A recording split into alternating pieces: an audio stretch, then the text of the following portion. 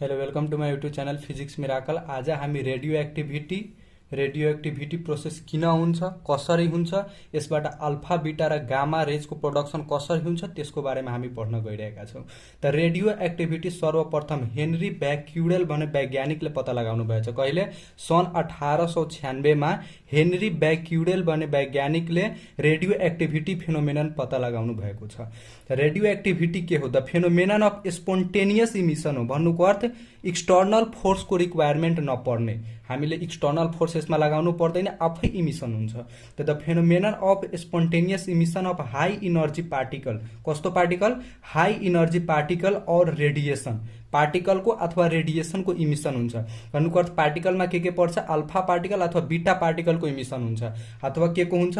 Gamma रेजको emission हुन्छ। त अल्फा पार्टिकल र बीटा पार्टिकल एकचोटिमा इमिट हुन सक्दैन, यानी कि अल्फा पार्टिकल र बीटा पार्टिकल एकचोटिमा इमिट हुन सक्दैन। अल्फा पार्टिकलको साथमा बरु गामा रेजको प्रोडक्सन हुन सक्छ, बीटा पार्टिकलको साथमा गामा रेजको प्रोडक्सन हुन सक्छ, तर अल्फा पार्टिकल र बीटा पार्टिकल एक साथमा प्रोड्युस हुन सक्दैन, प्रोडक्सन हुन सक्दैन।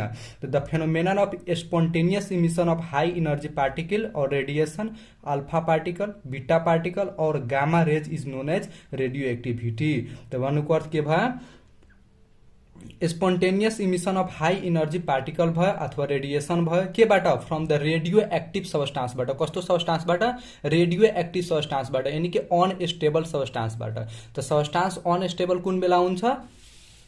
अक्सर गरेर एटोमिक नम्बर 83 भन्दा ठूलो हुन्छ त्यो सबस्टान्स अनस्टेबल हुन्छ, यानी कि number of neutron is greater than that of number of proton छ भने त्यो सबस्टान्स के हुन्छ? अनस्टेबल हुन्छ। If the number of neutrons is greater than number of protons the substance is unstable हुन्छ। अनस्टेबल कुन बेला हुन्छ?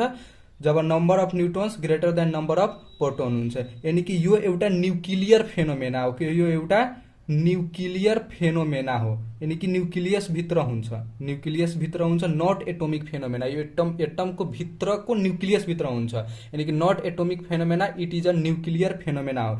र जुन बेला नम्बर अफ जसमा number of neutrons is greater than number of protons हुन्छ भने त्यो बेला के हुन्छ? त्यो न्यूक्लियस अनस्टेबल हुन्छ र त्यसबाट के हुन्छ? अल्फा बीटा र गामा रेजको प्रोडक्सन हुन्छ। के को लागि? त्यो न्यूक्लियस स्टेबल बनाउनको लागि। न्यूक्लियसलाई स्टेबल बनाउनको लागि अल्फा बीटा र गामा रेजको प्रोडक्सन हुन्छ। न्यूक्लियसलाई के को लागि?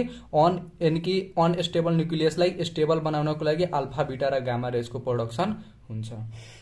ल अब lodge of radio active disintegration के ल हो त? The phenomenon of radio active disintegration is independent of temperature, pressure, electric and magnetic field. यानी कि जुन रेडियो एक्टिभ डिसइन्टिग्रेसन त्यो स्पोन्टेनियस फेनोमेना हो, स्पोन्टेनियस फेनोमेना हो, यानी कि टेम्परेचर, प्रेसर, इलेक्ट्रिक फिल्ड र म्याग्नेटिक फिल्ड केहीमा डिपेन्ड गर्दैन। कुनै एक्सटर्नल फ्याक्टरले यसलाई मतलब हुँदैन, कुनै एक्सटर्नल फ्याक्टरमा यो डिपेन्ड गर्दैन। त रेडियो एक्टिभ डिसइन्टिग्रेसन भन्नुको अर्थ कुनै एक्सटर्नल फ्याक्टरमा डिपेन्ड गर्दैन। त यो के को इमिसन गर्छ? अल्फा पार्टिकल, बीटा पार्टिकल अथवा गामा रेजको इमिसन गर्छ। त when an alpha particle emitted from the radio active सबस्टान्सबाट जब अल्फा पार्टिकलको इमिसन हुन्छ भने एटोमिक नम्बर के भइहाल्छ? Atomic number decreases by 2 unit. 2 युनिटले एटोमिक नम्बर कम भइहाल्छ भने मास युनिट कति युनिटले कम हुन्छ? 4 युनिट्सले मास कम भइहाल्छ। यानी कि यो एउटा प्यारेन्ट न्यूक्लियस भयो। एउटा के भयो? प्यारेन्ट न्यूक्लियस हो। प्यारेन्ट न्यूक्लियसबाट अल्फा पार्टिकल यदि निस्किरहेछ भने त्यसको डटर न्यूक्लियसको के हुन्छ? डटर न्यूक्लियसको एटोमिक नम्बर 2 गुणाले कम भइहाल्छ र मास नम्बर 4 गुणाले कम भइहाल्छ। त when an alpha particle emitted from the radio active substance its atomic number decreases by 2 units, atomic number 2 गुणाले घटिहाल्छ भने मास नम्बर कति गुणाले घट्छ? 4 गुणाले घटिहाल्छ। यानी कि यो एउटा के भयो? अल्फा पार्टिकल भयो। के भयो? एउटा अल्फा पार्टिकल भयो जसमा प्रोटोनको संख्या 2 भयो, मास नम्बर कति भयो? 4 भयो। त न्यूट्रोनको संख्या कति भइहाल्छ? 2 भइहाल्छ। त प्रोटोनको संख्या पनि 2, न्यूट्रोनको संख्या पनि 2 हुन्छ। यसको मास नम्बर कति हुन्छ? 4 हुन्छ। त युरेनियम न्यूक्लियसबाट एउटा युरेनियमबाट जब अल्फा पार्टिकलको इमिसन भयो भने uranium gets decomposes into thorium 90-234 and helium 24, यानी कि अल्फा पार्टिकलको प्रोडक्सन हुन्छ। के हुन्छ यसबाट? युरेनियम न्यूक्लियसबाट थोरियम डिकम्पोज भएर अल्फा पार्टिकलको इमिसन भएको छ। त law of radio active disintegration. Radio active disintegration भन्नुको अर्थ कम्प्लेक्स पार्टिकललाई सिम्पलर पार्टिकलमा डिकम्पोज गर्नु छ। के होला? कम्प्लेक्स पार्टिकललाई सिम्पल पार्टिकलमा डिकम्पोज गर्नु छ। त when beta particle is emitted from the radio active substance, जब रेडियो एक्टिभ सबस्टान्सबाट बीटा पार्टिकलको इमिसन हुन्छ भने emitted from the radioactive substance its atomic number increases by 1 unit. यसको एटोमिक नंबर 1 युनिटले बढिहाल्छ भने मास नंबर इमेज से मास नंबरमा कुनै असर पर्दैन। यसको एटोमिक नंबर के हुन्छ 1 गुणाले 1 युनिटले बढिहाल्छ तर मास नंबरमा के हुन्छ कुनै चेन्ज हुँदैन। त ZAXA भन्नुको अर्थ ए भन्नुको अर्थ मास नंबर भयो, जेड भन्नुको अर्थ एटोमिक नंबर भयो। त एटोमिक नंबर 1 टाइम्सले बढिहाल्छ, 1 युनिटले के हुन्छ बढिहाल्छ, 1 युनिटले बढिहाल्यो इन्क्रिज भइहाल्यो +1 तर मास नंबर के भयो रिमेन्स सेम भयो। यानी कि ई यो भन्नुको अर्थ बीटा पार्टिकलको सिम्बल हो ई 0, मास नंबर 0 हुन्छ, एटोमिक नंबर भन्नुको अर्थ कति भयो -1 भयो। त जब कार्बन एटमबाट कार्बन C14 बाट जब बीटा पार्टिकलको इमिसन हुन्छ भने त्यो नाइट्रोजन 714 मा कन्भर्ट हुन्छ। यानी कि यसको एटोमिक नंबर 1 गुणाले बढ्यो तर मास नंबर के भयो सेम भयो र एउटा बीटा पार्टिकलको इमिसन भयो। यो भन्नुको अर्थ के भयो प्यारेन्ट एटम भयो, यो भन्नुको अर्थ डटर एटम भयो। जब प्यारेन्ट एटमबाट डटर एटम जब प्यारेन्ट एटमबाट बीटा पार्टिकलको इमिसन हुन्छ भने त्यो बेला डटर एटममा के हुन्छ त्यसको एटोमिक नंबर 1 गुणाले 1 युनिटले बढिहाल्छ। When gamma rays is emitted from the radioactive substance, जब रेडियोएक्टिभ सब्सटेंसबाट गामा रेजको इमिसन हुन्छ भने its mass number and atomic number remains same. Mass number र एटोमिक नंबर दुइटै सेम हुन्छ। यानी कि मास नंबर र एटोमिक नंबरमा कुनै असर पर्दैन किनकि न योसँग मास हुन्छ न चार्ज हुन्छ। यानी कि गामा पार्टिकलसँग न मास हुन्छ न चार्ज हुन्छ, त्यही भएर कुनै असर पर्दैन। त्यो एउटा के भयो प्यारेन्ट न्युक्लियस भयो। प्यारेन्ट न्युक्लियसबाट जब गामा पार्टिकलको इमिसन भयो भने यो एउटा डटर न्युक्लियस भयो। यानी कि न एटोमिक नंबरमा चेन्ज न मास नंबरमा चेन्ज, कुनैमा चेन्ज हुँदैन किनकि यो एउटा रेडिएसन हो, it does not contain any charge particle र मास र चार्ज योसँग हुँदैन, यो भनेको रेडिएसन भयो।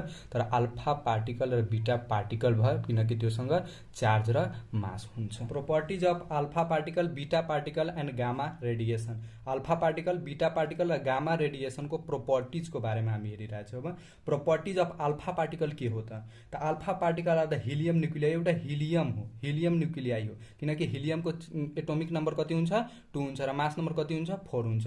त alpha particle are the helium nuclei consist of 2 neutrons हुन्छ र 2 प्रोटोन हुन्छ। दुईटा न्यूट्रॉन्स हुन्छ र दुईटा के हुन्छ प्रोटोन हुन्छ। त alpha particle are the helium nuclei consist of 2 neutrons and 2 protons. They travel with a velocity ranging from 1.4 into 10 को पावर 7 मीटर पर सेकेन्ड देखि लिएर 1.7 into 10 को पावर 7 मीटर पर सेकेन्ड को स्पीडले ट्राभल गर्छ। यानी कि लाइट को स्पीड भन्दा कम हुन्छ यसको स्पीड।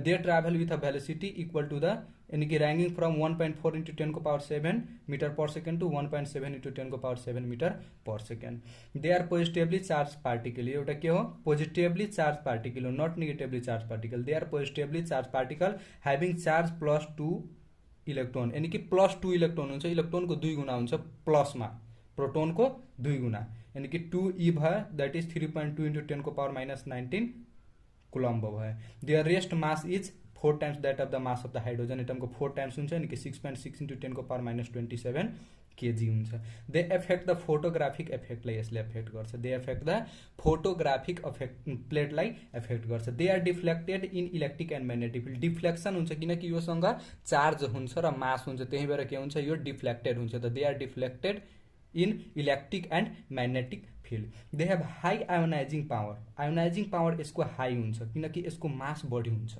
यसको के हुन्छ मास बढी हुन्छ। अल्फा पार्टिकल, बीटा पार्टिकल र गामा रेजको कम्पेरिजन गर्ने हो भने यो सबभन्दा हेभियर हुन्छ, हेभिएस्ट भयो। यसको मास के हुन्छ सबभन्दा बढी हुन्छ। त मास बढी भयो भने त्यही भएर भेलोसिटी कम हुन्छ किनकि मास बढी भयो भने स्लो स्लो मुभ गर्छ, त्यसको भेलोसिटी कम हुन्छ। त they have high ionising power किन भयो किनकि यसको मास बढी हुन्छ than beta particle and gamma rays भन्दा यसको आयोनाइजिङ पावर के हुन्छ हाई हुन्छ।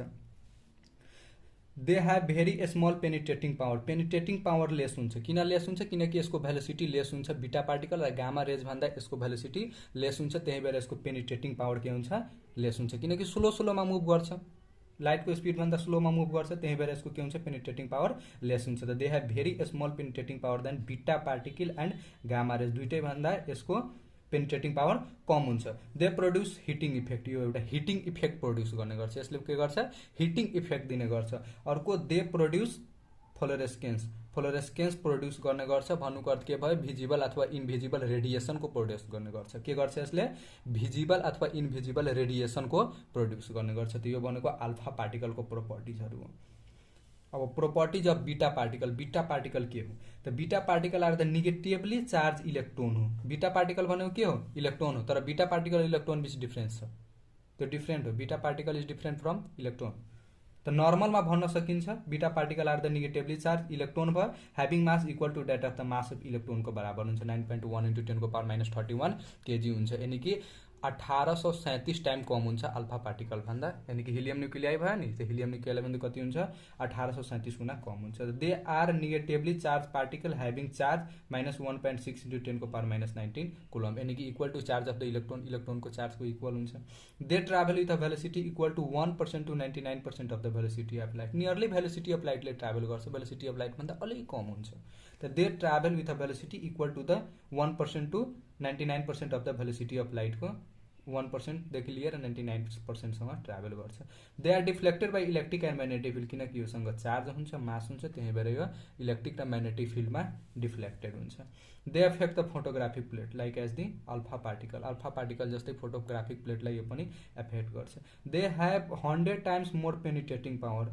देन अल्फा पार्टिकल भन्दा 100 गुना के हुन्छ बढी हुन्छ यसको पेनिट्रेटिङ पावर किनकि यसको भेलोसिटी बढी हुन्छ अलि यो हल्को पार्टिकल हो अल्फा पार्टिकल भन्दा यसको मास कम हुन्छ त्यही भएर यसको पेनिट्रेटिङ पावर के हुन्छ बढी हुन्छ तर बीटा के भन्छ गामा रेज भन्दा कम हुन्छ तर यसको पेनिट्रेटिङ पावर के हुन्छ गामा रेज भन्दा कम हुन्छ त their ionising power is less than the alpha particle भन्दा आयोनाइजिङ पावर कम हुन्छ किनकि योसँग अल्फा पार्टिकल भन्दा यसको मास कम हुन्छ and greater then the gamma rays भन्दा तर के हुन्छ आयोनाइजिङ पावर यसको ग्रेटर हुन्छ त their ionising power is less than alpha particle and greater than gamma rays they produce fluorescence similar alpha particle जस्तै यो पनि फ्लोरेस्केन्स प्रोड्युस गर्ने गर्दछ प्रोपर्टीज अफ गामा रेज के हो त gamma rays are the electromagnetic wave हो एउटा के हो यो इलेक्ट्रोमैग्नेटिक वेव हो यानी कि मटेरियल मिडियमको रिक्वायरमेन्ट पर्दैन यसलाई मुभ गर्नको लागि त gamma rays are the electromagnetic wave of very short wavelength ranging from 0.5 angstrom देखि लिएर 0.005 एंस्टम सम्म हुन्छ यानी कि वेभलेन्थ यसको धेरै कम हुन्छ त gamma rays are the electromagnetic wave हो एउटा